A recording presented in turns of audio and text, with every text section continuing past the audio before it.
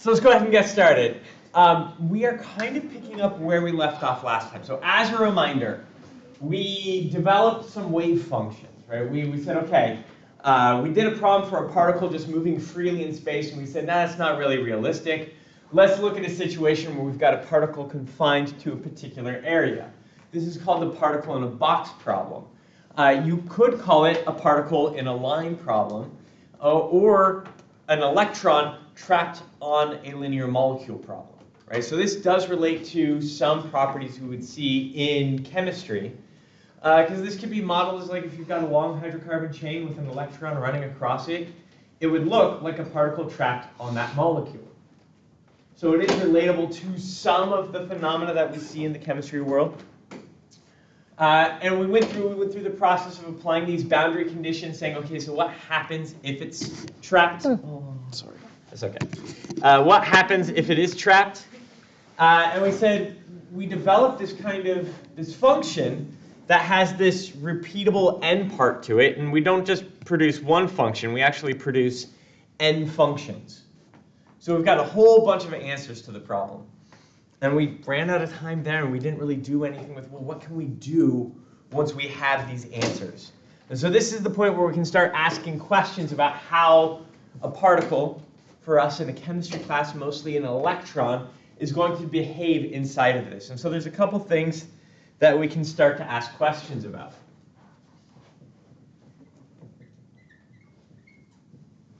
The first thing that we're going to ask is, what's the probability?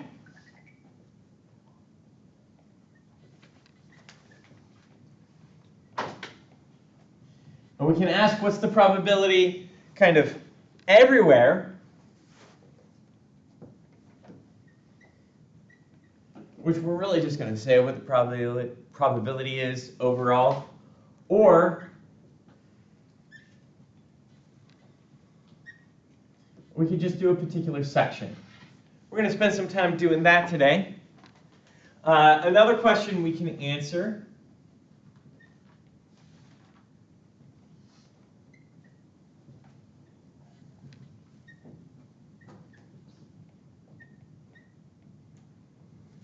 remember, we had this kind of really nice property fallout.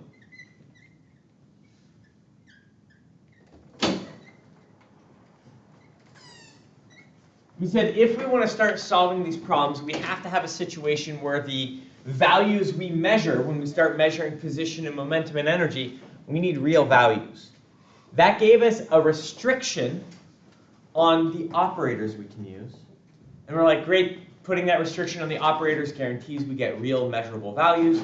But it also did this other thing where it said, hey, functions that are the same, that are solutions to the same Hermitian operator, they should end up being orthogonal functions.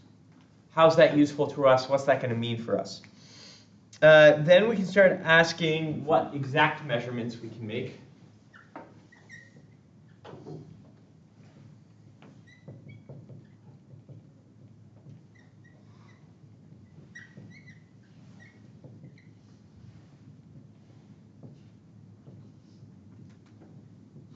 This would be asking what eigenvalues can we figure out for things like, let's do this in order,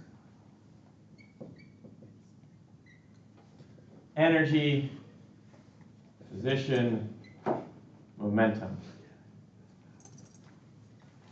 Right? We have these different things we can measure. We want to know the energy of the electron, and we want to know where the electron is. We want to know how fast the electron is moving. What can we say about that? We can also say, what are the average values?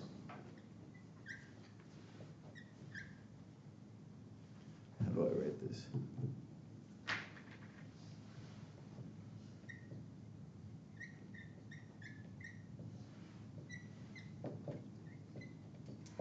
So I put observed values. These are often, there's a lot of different names that come with this. It's the observed values, it's the expectation values, it's the average values. That would be like the average of the energy, the average of the position, the average of the momentum in one dimension. And the reason we call them expectation values, almost always when we're making quantum measurements, we're not measuring one thing at a time. We're measuring a couple million or a couple billion things at a time. So usually when we make measurements, we get these average values, not individual particle values, like on a practical scale. There are people trying to measure individual quantum states, like that's the whole realm of quantum computing is pushing towards that. But it's difficult. And so we usually get these observed like expectation values, these average values.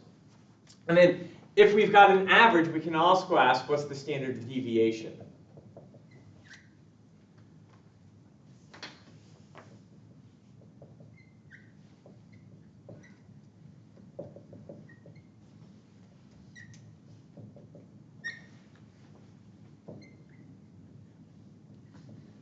Now, we're not going to have time to answer all of these questions today. We'll do some of these on Thursday. We'll do all of these by the end of the week. But there's a whole bunch of questions we can start to ask now that we've got some problem that we've got defined. And this is, and to be clear, particle in a box, still not that realistic, not something you see in the natural world. We can draw analogies to like a particle stuck on a conjugated pi system, right? An electron kind of running back and forth in that. But this is the simplest place to start. And even the math gets a little bit weird. But if we're able to do this with this simple system, we'll be able to use some of the tricks and tools we learn with the simple system, and we'll start to do harmonic oscillator, and then we'll do a particle stuck in a ring, which looks really like a hydrogen atom, and then we'll do a hydrogen atom. So we're moving towards doing a hydrogen atom. Once we do a hydrogen atom, it's a hop, skip, and a jump right into molecules and how you put hydrogen atoms together to make molecules. So that's where we're going to go. Let's start. Questions so far? Questions about things you do or don't remember from last time? Anything like that yet?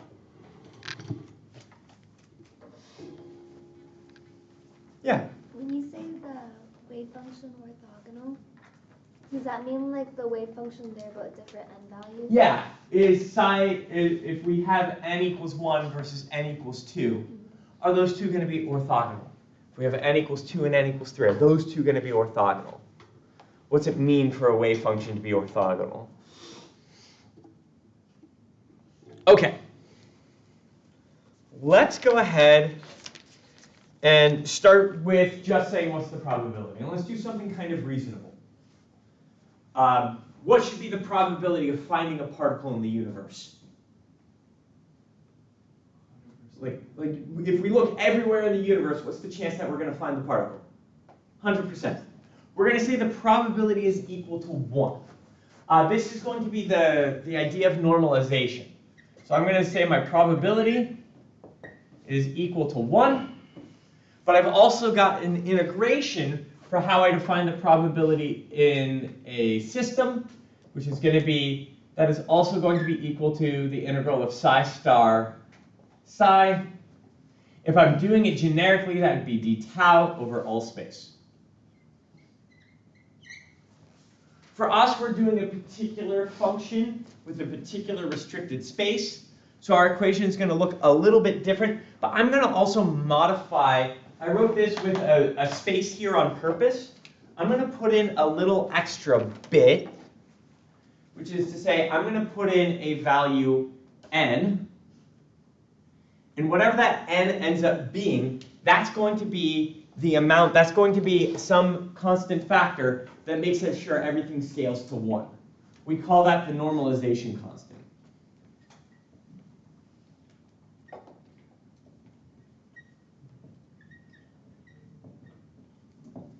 This process of saying the probability equals 1, this is the normalization condition.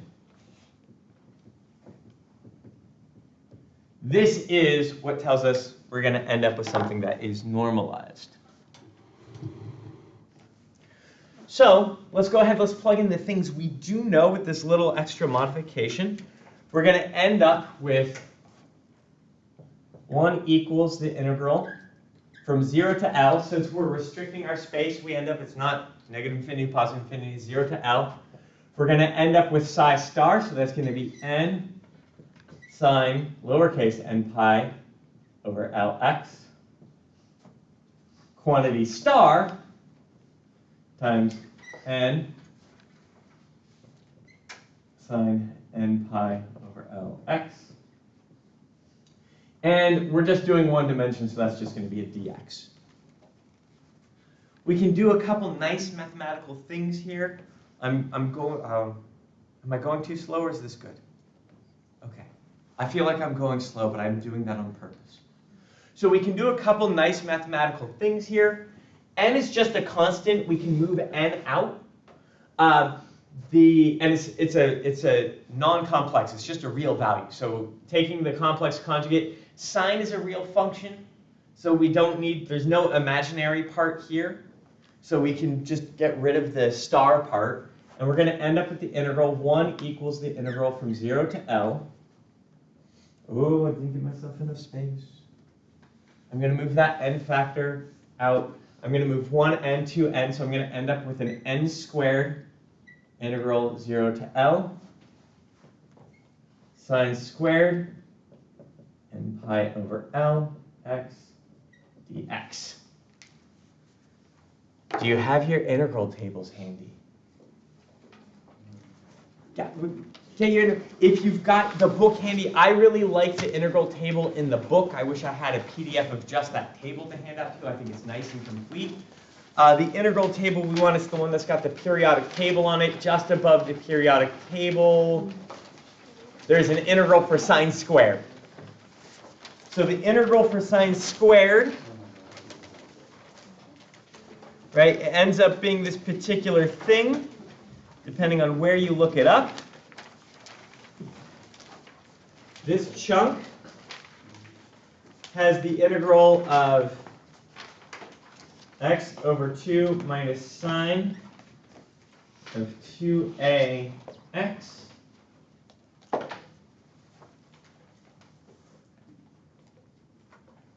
over 4a, where in this situation, this chunk would be a. So we've got a constant times x. That constant on the integral table is called a. Depending on which integral table you use, sometimes they call them k's, sometimes they call them a's, sometimes they call them b's. But this is what we end up getting. We've got x sine 2ax over 4a.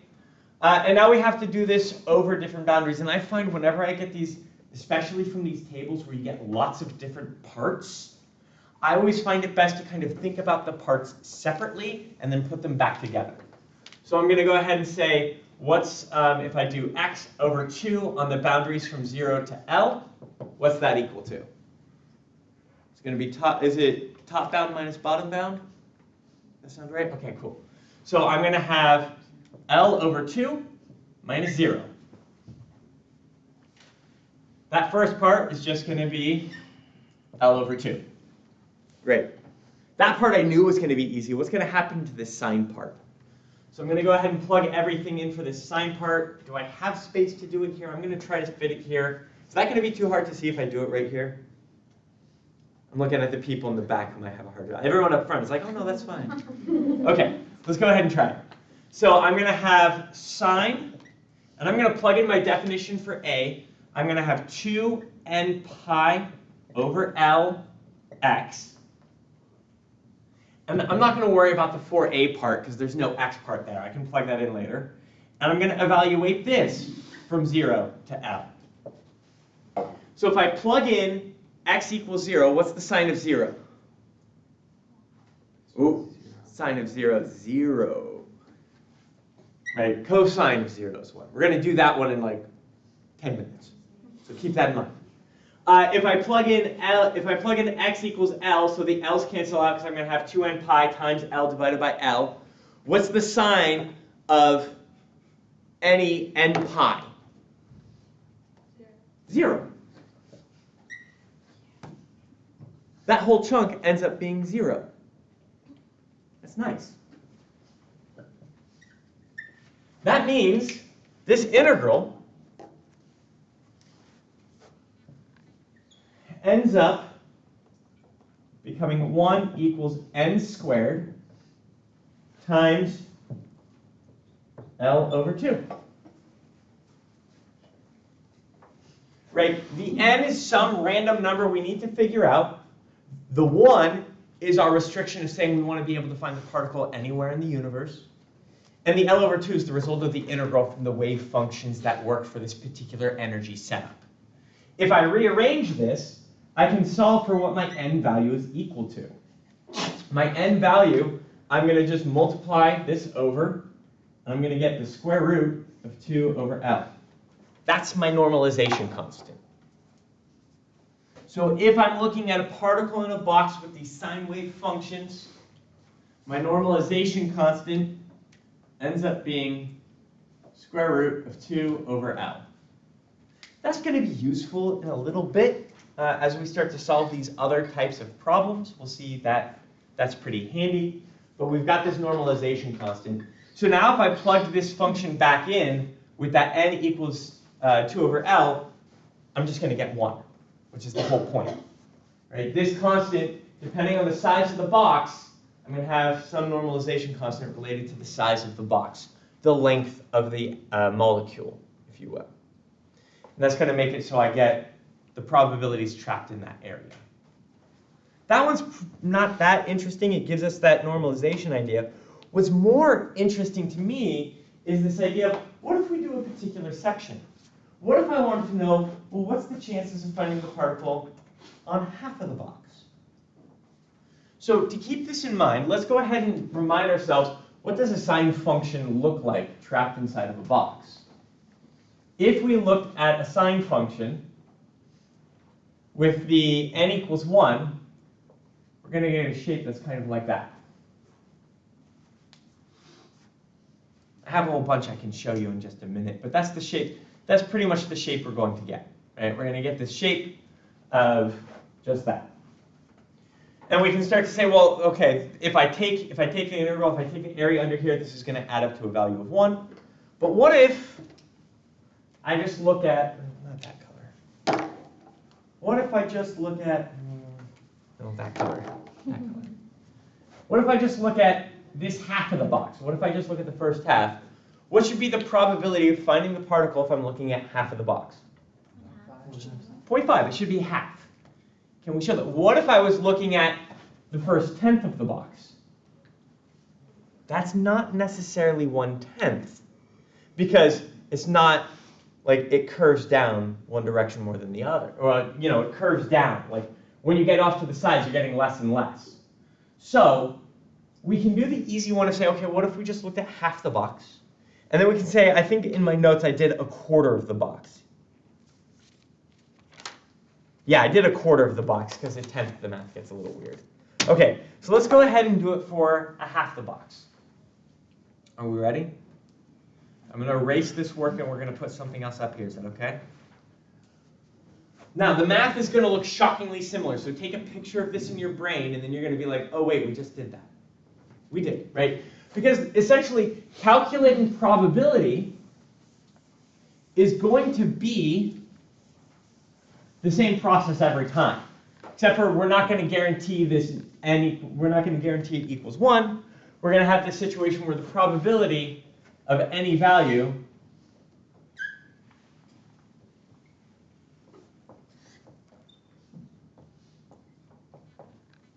right? So if I'm doing it for my particular system where I'm going from 0 to L over 2 for psi star psi dx, now the probability is not necessarily equal to 1. The probability is something we have to calculate. So I can plug in my different parts. I'm going to get the integral from 0 to L over 2, because I'm looking at half the box, for square root 2 over L sine n pi over Lx, quantity starred, times square root 2 over L sine n pi over Lx dx. Mostly this comes out the same. You know, I bring out my normalization constant. That's just going to get me a 2 over L. My sine is a real function. There's no imaginary part to it, so I'm just going to square it. And I'm just going to get 2 over L, integral 0 to L over 2, sine squared n pi over Lx dx. Same thing we just did. So we know how this integral is going to come out. This integral is going to come out to be 1 over x from 0 to L over 2. Ooh, now I have to remember because I erased it. Minus, wait, no, not 1 over x, sorry. X over 2. Oh, that would have made things bad. X over 2. This is why you check your notes. Minus sine 2 n pi over Lx over 4 n pi over L. Also evaluated from 0 to L over 2. And you can imagine, regardless of what size we wanted to do, notice the L over 2 hasn't mattered yet. So whether I wanted to do this for L over 2 or L over 4 or L over 10, like any piece of the box I wanted to look at, I could look at that piece of the box. So I could look at half the box. I could look at the first tenth of the box. I could look at the last tenth of the box by doing an integral from 9/10 L to L. Right? We can pick any piece of the box and look at that particular piece. Question?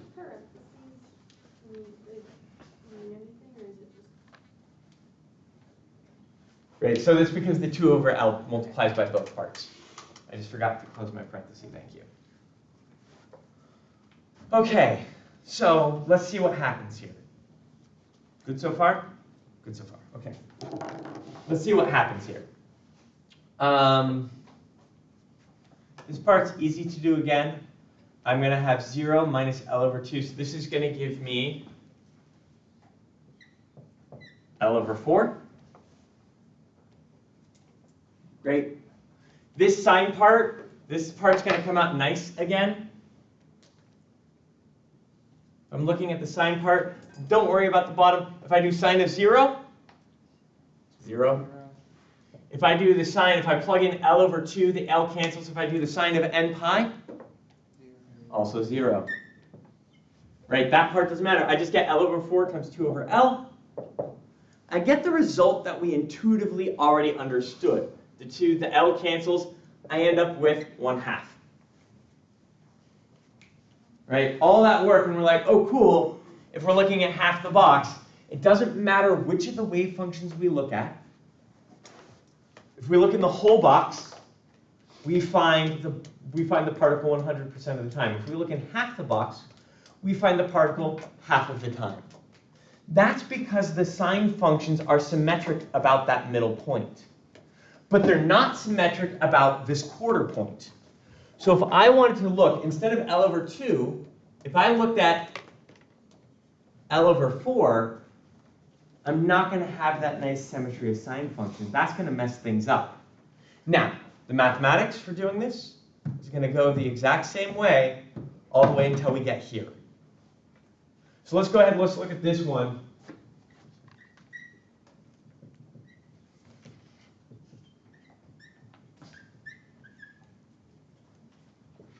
Let's look at the first quarter of the box, and we're going to get something slightly different, by the way.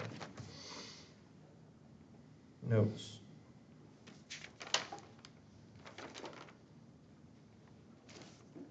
Front half of the box. Oh, I have a typo in my notes. That's why I'm freaking out. Okay. So, before, where's the, okay. Did I not do this one in my notes? Hold on a second. Oh, ha ha ha ha ha ha. I have a note that says you should calculate it at home. You should just calculate it at home. It's the same thing, right? It's the same thing. Okay, I'll do this. I'll do L over 4 with you, but you should look at the other ones. We should look at, because this one, okay, but this is making me nervous now because I don't have it in my notes. Let's go ahead and do it, though. Let's see what happens. Now I'm worried. Okay, so we're gonna get to approximately the same spot. So we're gonna have the 2 over L outside. We're gonna have the x over 2 from 0 to L over 4. That's going to be the same. Now this is where it's going to get a little bit weird.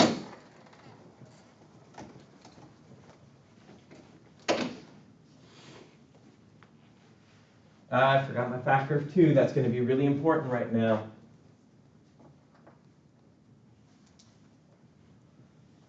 Four n pi over L. Okay. First part comes out pretty much the same. 0 minus L over 4. We're going to have 2L times L. 4 times 2 is 8. L over 8 minus sine of 0 is still 0. So that part doesn't do anything. Sine of L over 4, this is going to do something weird. This is going to be sine. If I plug in L over 4 here, the L's cancel, and I'm going to get n pi over 2. Right? L's cancel, factor of 2 cancels, leaving us a half. That gets rid of that. Divided by 4n pi. I'm going to bring the L on bottom. I don't like having fractions of fractions. They always bother me. So I'm going to bring that L on bottom up.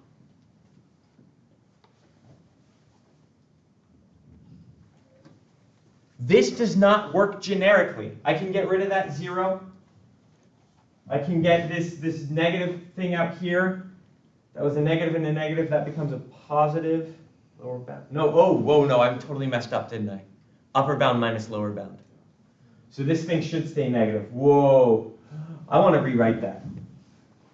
Because I don't want to mess this. This is like the biggest problem people have, including me, in solving these things, is messing up negative signs. Like, it's just one of those things. So let's go ahead. Let's do this again real quick. Make sure I don't make a mistake. Minus. Okay, so we're going to do upper bound minus lower bound, yeah? So the upper bound, I'm going to go ahead. I already know how this is going to come out. L sine n pi over 2 over 4n pi minus. Now we do lower bound, which is going to be sine of 0. That's the 0. Okay, cool. I was like, I knew it should be negative, and I almost canceled my negative. I was like, I knew I made a mistake someplace. Is that okay? Did I make any mistakes? Okay. So here's what this means. I'm going to get rid of the 0 on the end because that part doesn't matter. I can get rid of this big square bracket because that doesn't matter. And I can put my little parenthesis back in. Okay. So if I bring this 2L through, right, I can get rid of the L's on top. I'm not going to erase. Let's just go ahead. Let's bring this factor of 2L through. I'm going to get this is equal to 1/8 minus sine n pi over 2 over 2n pi. Be 1/4 No, because the 2 cancels. with the 8. Oh, yes. Sorry, thank you. Yes. So what does this say? Well, it's at least 1/4, right? As the n value changes, it's at least 1/4. But it's going to depend on which sine function we have. The sine function we have is going to change the probability of how often we find that particle in the front part of the box. And I'm going to try to show you that real quick. I've got a couple things that I want to... I made some MATLAB plots. Ugh. Awkward. We'll come back over here. Okay. Let's see. And this is just to give you a visualization. If you've been reading 1 through 5, how much reading did you do in the textbook? 1s and 0s are like I didn't read. 5s are I read everything. Okay. So if you look in the textbook, a lot of these are in there, and they look really great. They're probably even a little bit, where'd it just go? What? Computer? Hello, computer. The textbook has plots. I just wanted to make a couple and talk through them a little bit so we can look at them. Okay, there we go. That was weird. It just kind of like disappeared for me. So here's what we've got going on. Sorry for watching on the video in the future. Can't see. So this is just a plot of n equals 1, n equals 2, n equals 3, n equals 4, n equals 5. And so we can see the first function, the second function, the third function. They all kind of look a little different. They're just extra wiggles.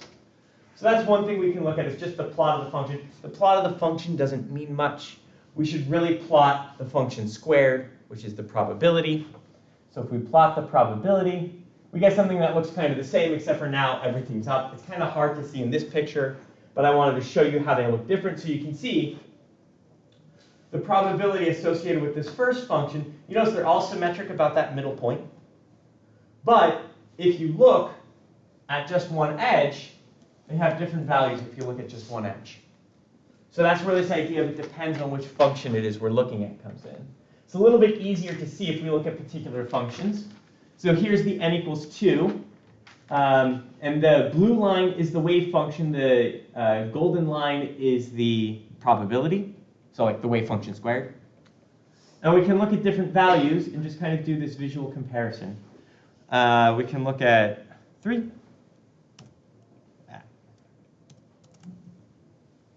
And so you get 3 bumps, again, symmetric about the middle. So if we look at half the box, it comes out the same. If we look at 4, 4 bumps. If you look at 5, so on and so forth. And this kind of gets to the idea of what happens as we go to, I like looking at this one. So this is plotting two different functions. This is plotting the n equals 1 and the n equals 4 next to each other. And you can see how the probabilities kind of don't perfectly line up with each other. The thing that is interesting to me is if you do n equals 1 versus n equals, let's do 353 since that's the class number. What does that mean? So that's 353 like wiggles back and forth. What's the probability of finding the electron someplace in the box as you approach large energies, as you approach human scale stuff? You can find the box, you can find it anywhere in the box. It's just anywhere in the box. You can find it any point is just as likely as every other. Whereas when you're looking at this classical particle, you find it in the middle, you never find it at the edge. That should be weird to you. Right? You got a particle in a box, it's moving like this is that classical analogy delusion, right? You've got a particle in a box, but you can never see it at the edge of the box. It's always someplace in the middle of the box. Until you go to really large n values, until you go to like a classical thing where it's just like a golf ball rolling back and forth inside of a box, and now it can be anywhere in the box. You can find it anywhere in the box with kind of equal probability. You notice it's kind of just a flat blob. It's equal probability to be anywhere in the box when you approach classical human scale large energy systems. Low energy systems, let's bring this back down. Let's go to 3 again. Low energy systems, there are spots where you will never find the particle. You will never find the particle at this place inside the box. What does that even mean? How does a particle get from, I can find it here, I can find it here, but I can never find it in between the two? Right? Classical analogy doesn't work. It's not a particle moving. The particle exists as a wave function, not as a thing bouncing back and forth. That's the classical analogy delusion. We think of these things as, oh, it's something moving around, but it's existing as a wave. Just like a sine wave can have a point where it's equal to 0, there's still a sine function there, it just has a 0 value. The same thing is happening on the quantum scale when we go to these low energy values. Questions? So n correlates to the energy value? Yes. Do we know why n correlates to energy value? We did it on Thursday. We did it on Thursday. Let's go ahead and do it again right now. Right, so there was, in our definition of the system, we had to input our idea of energy, right? We used the Hamiltonian to find the wave function. So the wave functions that we found have the energy encoded in them somehow.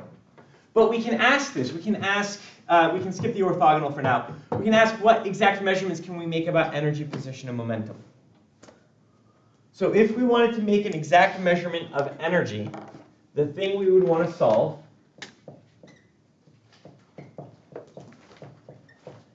good old time-independent Schrodinger equation. H psi equals E psi. Now this is the equation we solved to generate these functions. So yeah, the energy is in there somehow. But let's go ahead and do that and take a look at it. Again, I'm going to do it over here. I don't know why. I feel like leaving these questions up the entire time. I don't know why. So I'm just going to come back over here and erase stuff again.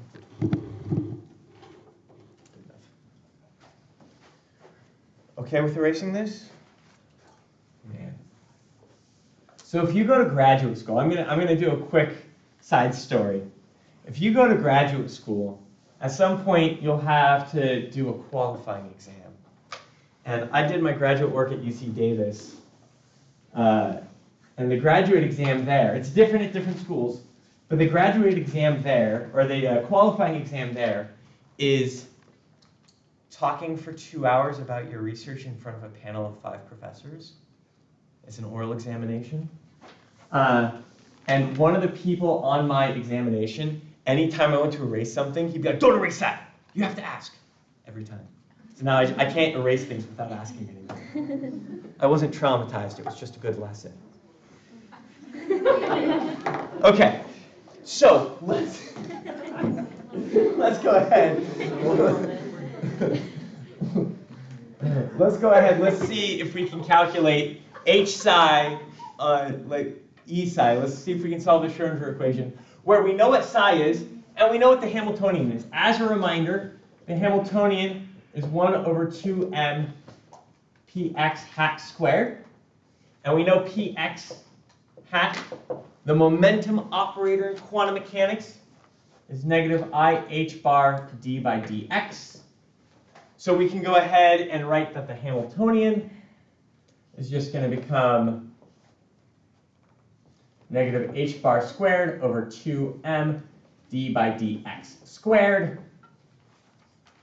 We can apply that now. We can go ahead and we can say negative h bar squared over 2m d by dx squared on the normalization factor. Doesn't really matter. I'm going to include it there. Square root of 2 over, you can just move that out. Right? I can move the normalization factor out because it's a constant. Square root of 2 over L. And I'm going to have a sine n pi over Lx. And that's going to be equal to E. Oh, that's nice. Times, that's why it doesn't matter. Square root of 2 over L sine n pi over L x. I have to take the derivative twice. Derivative of sine is? Cosine. Derivative of cosine is? Negative sine. So I'm going to get negative sine. I'm going to get the n pi over L out twice.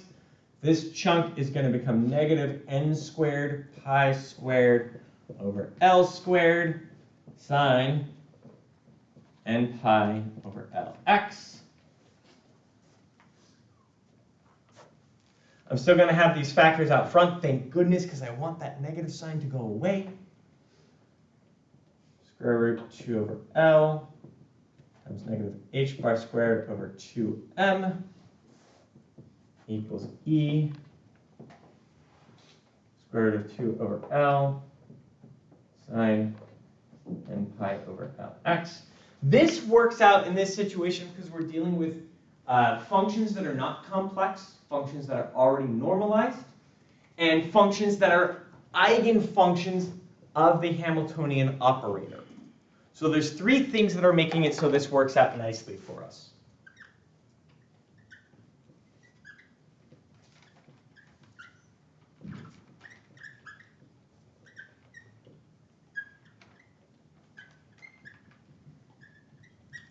If they weren't real, we'd have to do the expectation values, the psi star psi trick, to make sure that they become real.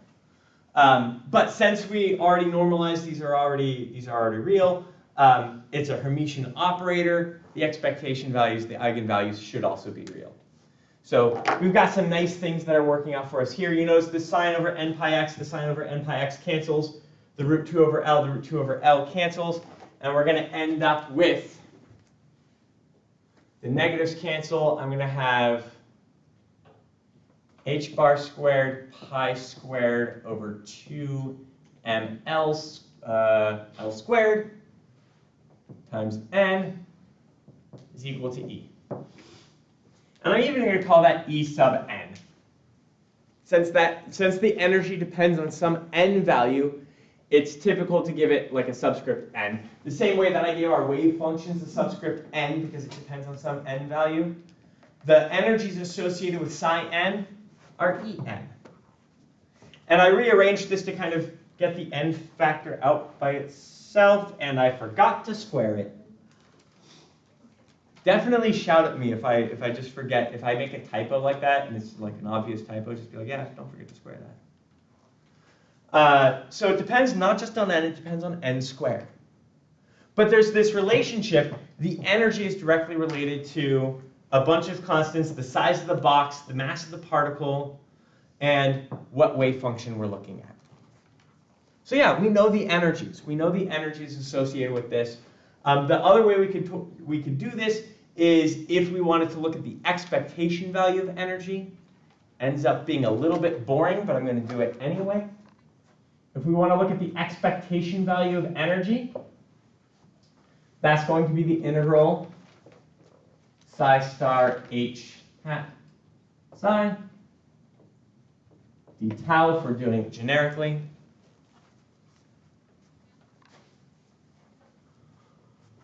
In this case, we've got some things that are already nice. We know that h operating on psi is going to give us just the same psi back. We can use this h operating on psi. We're going to get the same thing back. So my average energy is going to be this junk out front over here. H bar squared, I squared, n squared, 2nl squared, integral psi star psi d tau, which I'm trying to write in a particular way, because this is one of the nice tricks we have. Let me go ahead and put our n's on there, because we do have a specific n value in this case.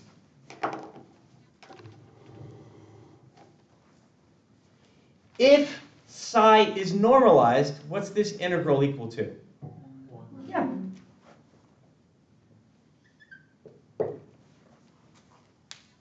So it turns out, because we're using eigenfunctions of the Hamiltonian operator, our average value of the energy is just the energy.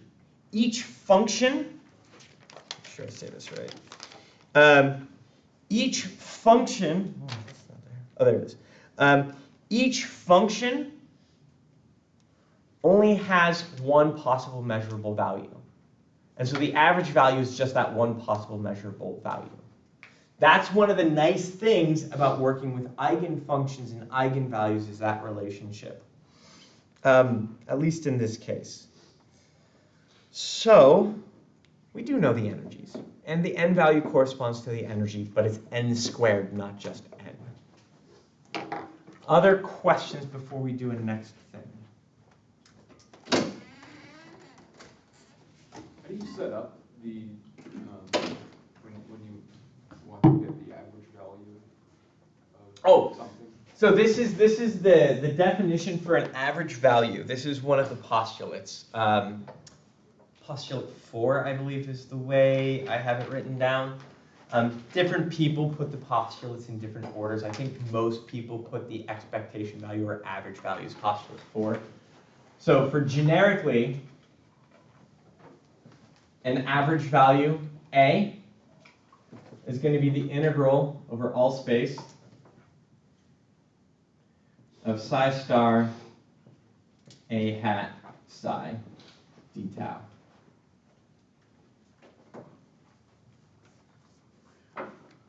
You will sometimes see it written with a de facto normalization constant in there, divided by psi star psi d tau.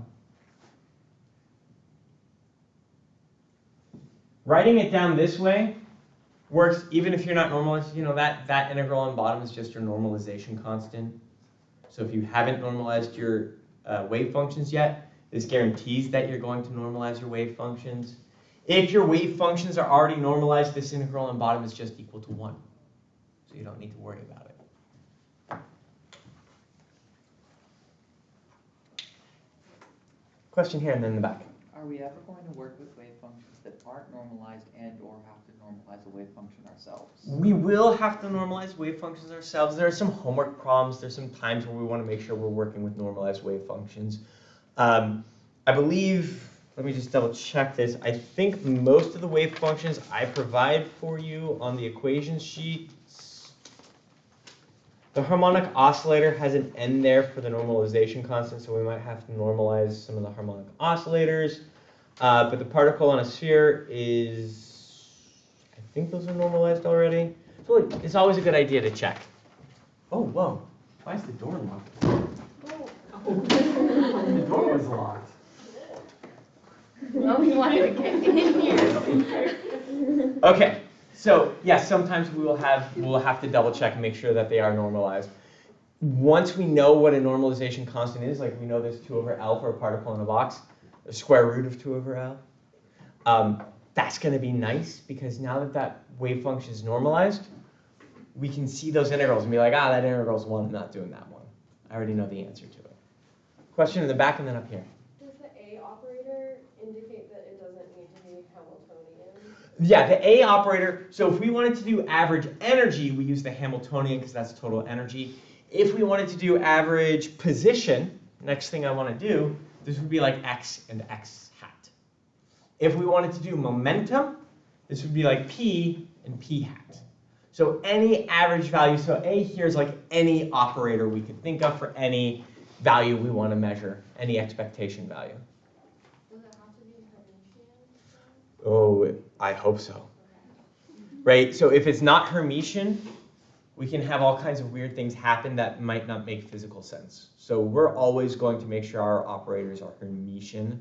That is now part of postulate 2. Postulate 2 is the one that says any classical observable has a corresponding quantum operator, and we added to that a corresponding Hermitian linear quantum operator. The linear part hasn't been important yet. We'll get to that. Question up here? It was the same question if it's just any operator. Any operator. Any linear Hermitian operator, since we want to make sure our things are physically making sense. Okay. Position or momentum? I kind of want to do momentum since we've already got it written down. But again, that's not the order I did it in my notes. Let's get in trouble, huh? Should we do, so one person said momentum. Option 1 is position, option 2 is momentum. Which one should we do? Whoa, that's like half-half. No, they're pretty much the same. The only pro for doing position is I double-checked all my notes for position. I haven't double-checked all my notes for momentum. Let's do position so I don't mess anything up.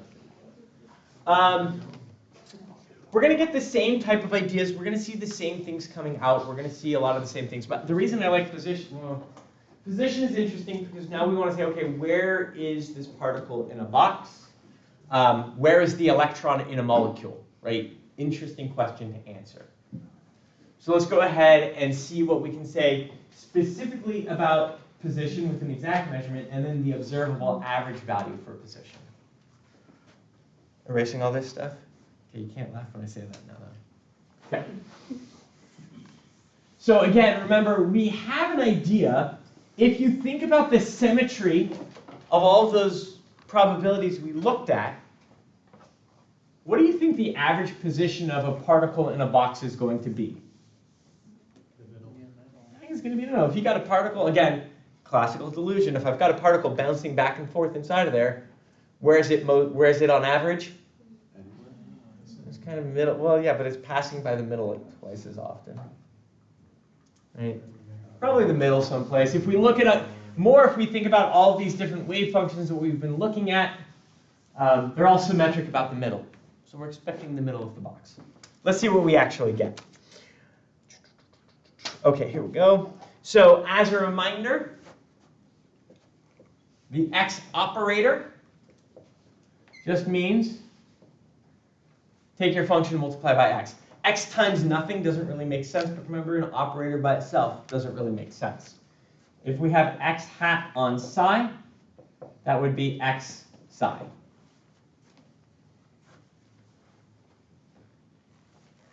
Now this is where it starts to get interesting, because when we look at our wave functions, we have a little bit of a problem. If we have sine of x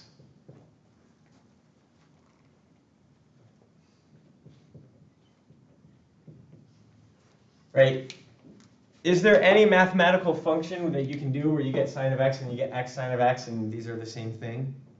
Remember, in our solving for eigenvalues, we want to get the same function back. If I do x hat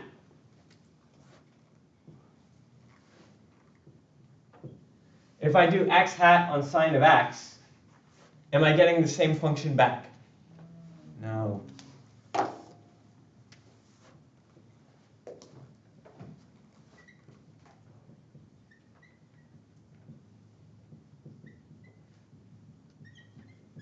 That means, as we have the functions written down in terms of sine functions, we really can't say anything about exact positions. Because of the mathematical structure we've used, and it turns out exact positions, it's really hard to find functions. I actually looked this up last night and spent like some time making sure I didn't get this wrong. There's really only one weird mathematical function that is an eigenfunction of the x operator, and that's the Dirac delta function, which we'll use later on in the quarter. But right now, it's just we don't really have functions that are eigenfunctions of position. So we can't say something about an exact function. We can't get the eigenvalues of what we might measure here. So let's move right into doing an average value. We already had an idea. We said, oh, the average should be the middle. Let's go ahead and calculate the average value. Average value of x is going to be equal to the integral from 0 to L.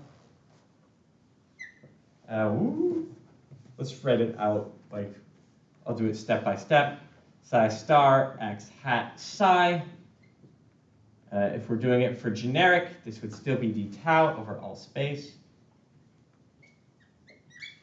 For our particular situation, we can plug in our functions, and we can plug in our definition of the operator, and we can plug in what we're using for all space, which is just 0 to L, and we're going to get our average x position.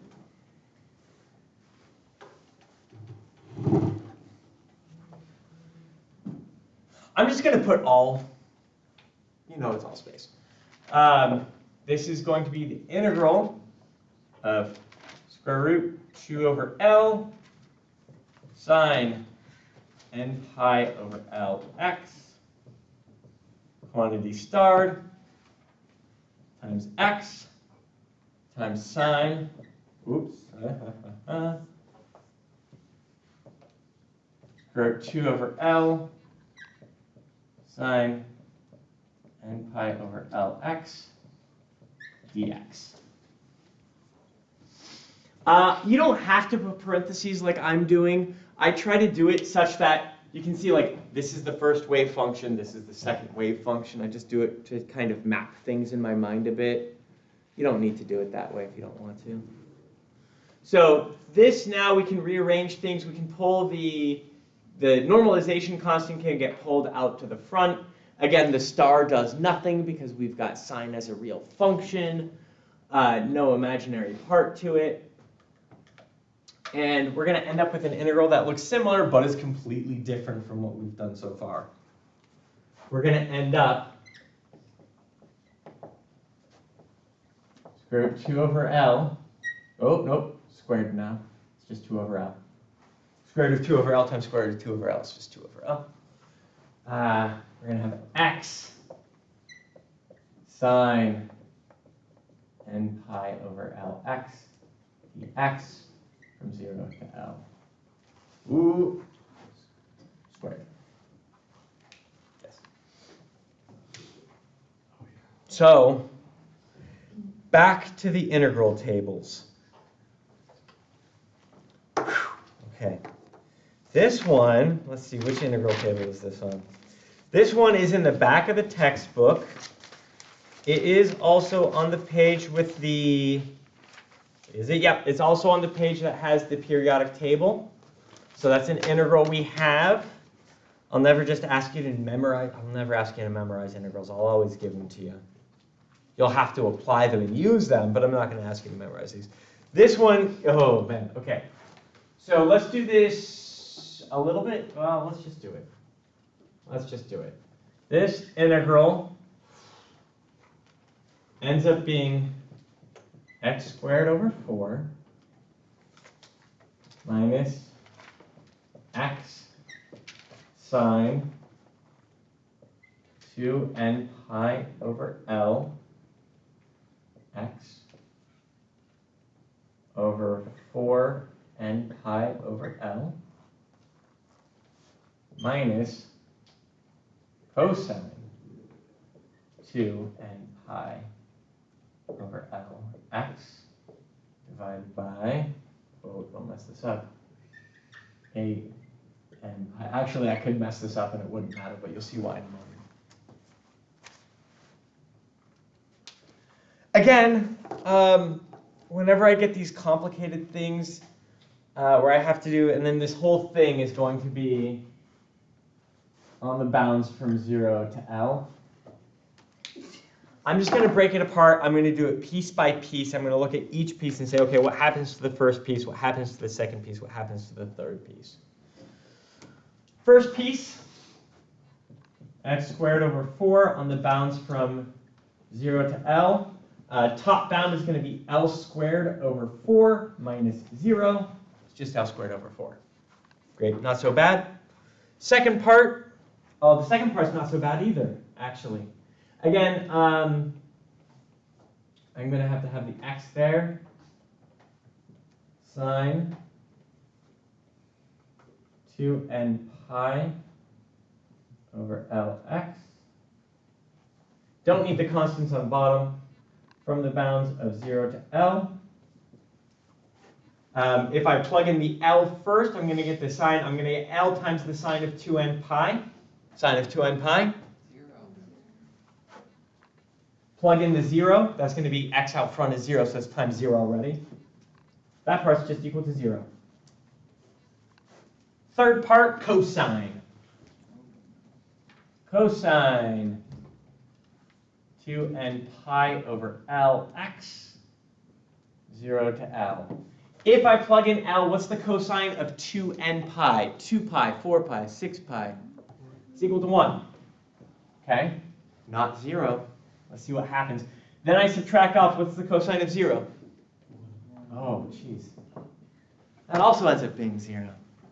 Everything ends up canceling out. So one of the things that ends up happening pretty often is we get these complicated looking situations, but if we just take a deep breath and we're, hey, just break down the math, do it step by step, a lot of things end up canceling out and simplifying, right? A lot of times we get these results in quantum mechanics that are relatively straightforward until we get to the more interesting situations. But for the particle in a box, in the simplest case, the math works out really nice. So this entire average x position is going to be 2 over L. Oh, this is going to be good for us. L squared over 4. What's that equal to? Halfway through the box. Just like we thought. Now, again, this comes out partly because of the symmetry of the sine function inside the box. There's some really funny things you can do in how you frame this box. If you ever take a physics class, they'll frame this from negative L over 2 to positive L over 2. And then it's symmetric about cosine, and you do cosine functions, and it comes out the same. But you can shift the box, and you can kind of do similar problems. And all of the math comes out relatively similar. It's just offset.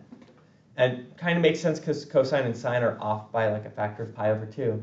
So if you shift the box half a distance, you're off by a pi over 2. You switch your cosine to sine. But we got the middle of the box. That's kind of boring, right? I feel like, and you know, it doesn't depend on the n value at all.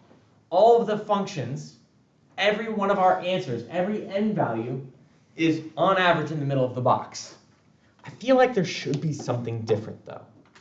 So let's go ahead, let's check the deviation, right? When we looked at the functions, they were symmetric about the middle, but they spread across the box in different ways.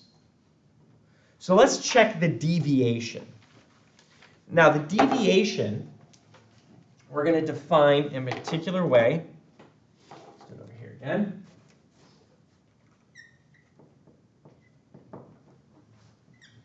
Oh, I got to get the order right. I'm writing it on the other board. It's the average value of x squared minus the average value of x squared. Not necessarily the same thing, right? If you think about it, if you take the average of a function that goes from positive to negative, your positives and negatives could cancel out. But if you're doing the same function, but you square all the values so they're all positive, your average comes out to be a different value. Now, we've already got the average value of x, so we can just square that, and we can get L squared over 4. So we've got this back bit.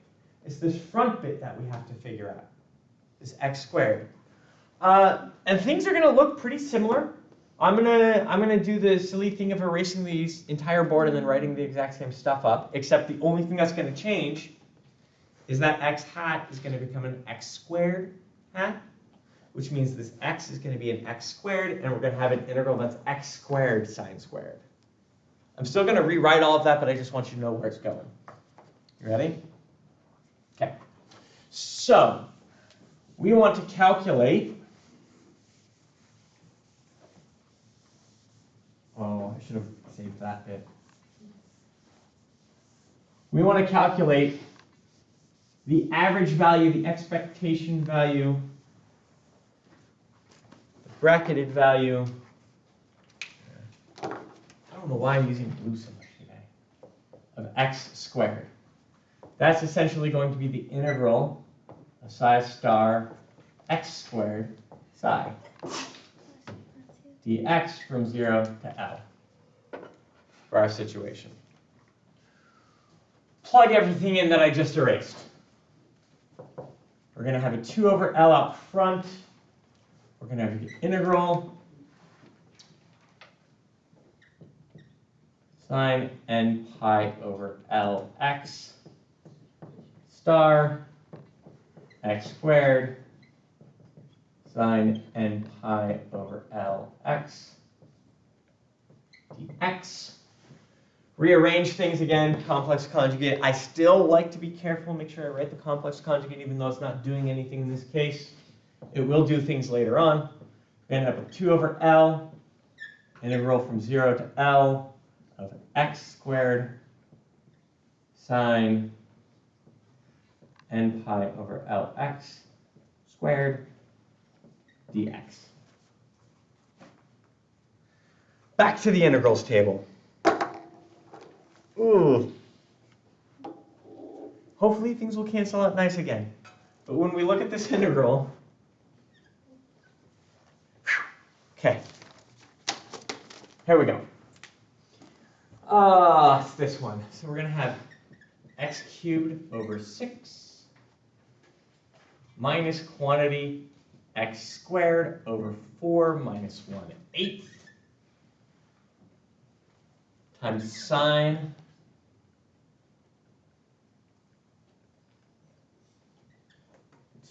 n pi over Lx. This one on the integral, so this is, ooh, if you go back and watch my lecture slides my lectures from the past, which are also on my YouTube page, this integral messed me up last year because it's written, like the one on the equation sheet doesn't have the a factor in there, and I totally blew it. There's a letter where I'm like, oh, this shouldn't be happening. I got it right in my notes though, so we're okay. Wait, do I? Oh yeah, okay. It's there's a bit that's missing. A cubed. Sorry. There's 2 bits that are missing. N pi over L cubed. Make sure I've got that right. Sine N forgot my 2. 2n pi over Lx minus x over 4 n pi over L squared cosine 2n pi over Lx on the bounds from 0 to L. Woof. I hope that k cubed is supposed to be there. Let's find out. Oh, not going to matter. Okay. Why is it not going to matter? Now, this looks ugly, but hopefully throughout this class we've kind of seen like, hey, we kind of know how to deal with this stuff, right? So we can do, we're just going to split it into pieces again. I'm going to do the sine piece first because I already know how the sine piece is going to come out. You know how the sine piece is going to come out? It's going to be 0. We've seen it happen several times throughout the class, but let's see it just to be sure. It's going to be x squared over 4 minus 1/8 n pi over L cubed sine 2n pi over Lx from 0 to L. If we plug in L, we're going to have sine 2n pi. This whole parenthesis doesn't matter because I'm multiplying by 0. I get 0 minus 0 equals 0 again. Same thing we've seen for sine functions over and over again. This has to do, again, with that symmetry. Something I'll talk about later in the quarter is even integrals and odd integrals, and being able to recognize that helps us deal with these situations. So sine functions are always, that bit is always going to happen. The x cubed part is also not hard to deal with. X cubed over 6, making sure I've got that right in my notes. Yep. From 0 to L is going to be L cubed over 6 minus 0. It's just L cubed over 6. The bit that's a little bit strange is the cosine bit. So I'm going to have x. Now, so far, I'm kind of like, when I was doing this to make sure I had it correct in my notes, I got a little worried because I was like, I really think that the variance, the deviation should change with the different functions, and I'm not getting that. I hope this cosine part does the right thing. It did. Let's see. So we've got x cosine 2n pi over L x divided by 4, and well, we don't need to worry about this yet, pi over L squared from 0 to L. If I do the L bit, I'm going to have L times the cosine of 2n pi. Cosine of 2n pi? 1. So I'm going to get L over 4 n pi over L squared. Right? Cosine, that part's equal to 0, is equal to 1. This bit is not.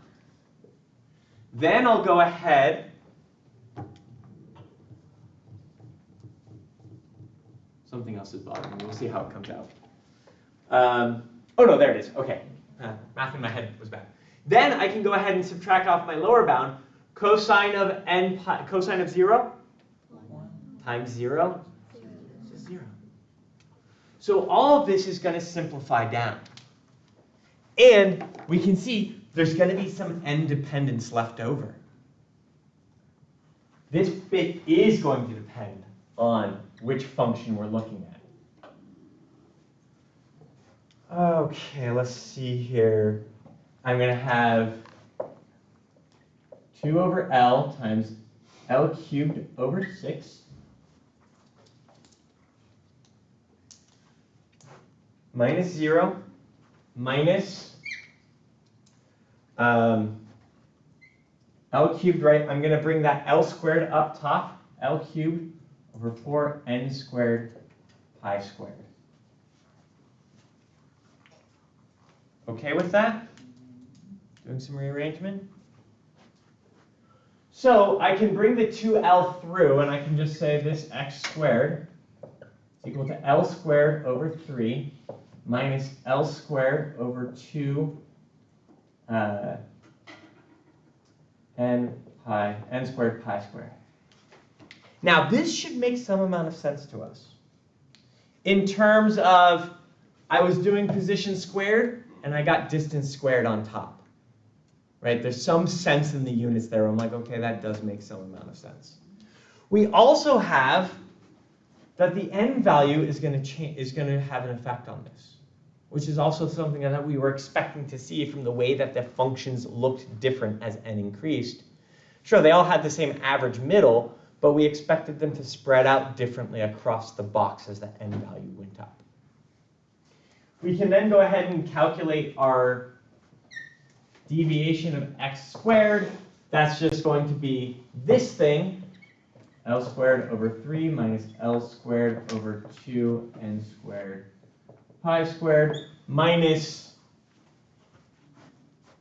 L squared over 4. That's the L over 2 squared. Why does this matter? What's interesting about this? We've got this dependence on n. And the way that I always like to think about this is I like to think, okay, what are the extremes? What happens if n is 1? What happens if I set n equal to like 3,000 or 3 billion? Right? If we set n equals to 3 billion, this middle part disappears. Right? So as n gets really large, there's going to be a certain value left over. There's going to be a certain maximum to our deviation. And there's going to be a certain maximum spread that we could have. If n equals 1, we're going to have this part is not 0. We're going to have another piece subtracted off. We're going to have a minimum to our deviation. So there's going to be some possibility of the spread as that n value changes. As we go towards the classical limit, now that we're dealing with a quantum particle, there's always going to be some deviation in our x value. Right? The middle is always L over 2, but how much it spreads out depends on which n value. And that should make sense. Remember, when we looked at n equals 353, it was spread over the entire box. It should be spread out more. Like the deviation should be more. Limited by the size of the box. As n gets to smaller values, we should see it get to a narrower space. So we can see those two different limits inside of this.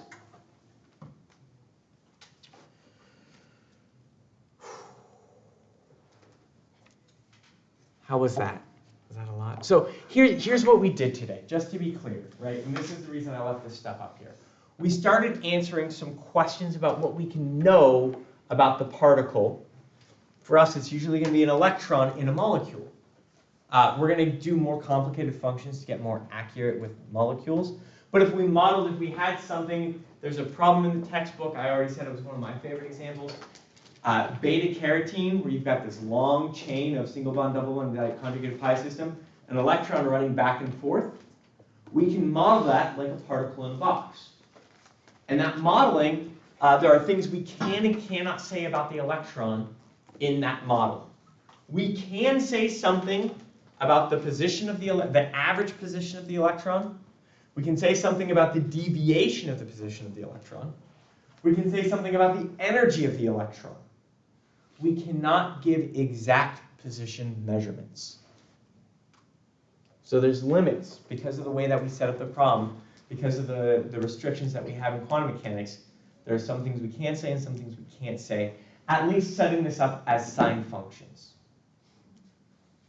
Now, the one we haven't done yet is momentum. I I think I can do it in 5 minutes. Ready? No, I'm kidding. I'm kidding. Joke.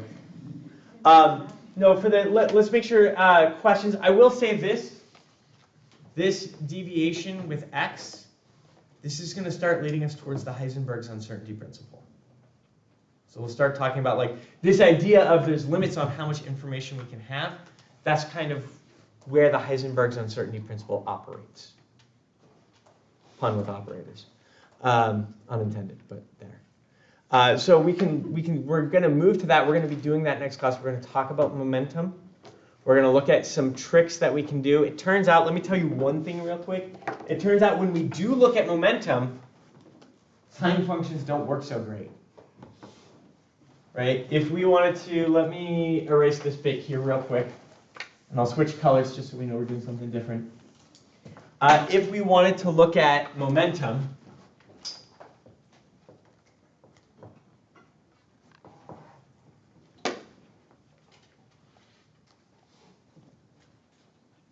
what do I want to call that? We'll just call it P. P of x psi. If you take the derivative of sine, do you get sine back? It's not an eigenvalue problem. Using sine functions worked out great when we were doing energy. Doesn't work if we want to talk about momentum in terms of measuring momentum. But we're going to have a nice trick. Let me just do it like this. We're going to have this nice trick where we can rewrite sine. I'll do it as I have it in my notes. Sine of kx is equal to negative I over 2 e ikx minus e to the minus ikx. We're going to be able to rewrite sine functions as a combination of exponents. This is called the Euler decomposition or Euler formula. This is in the textbook reading. We're going to talk about it next time. Taylor series expansions are the explanation for it.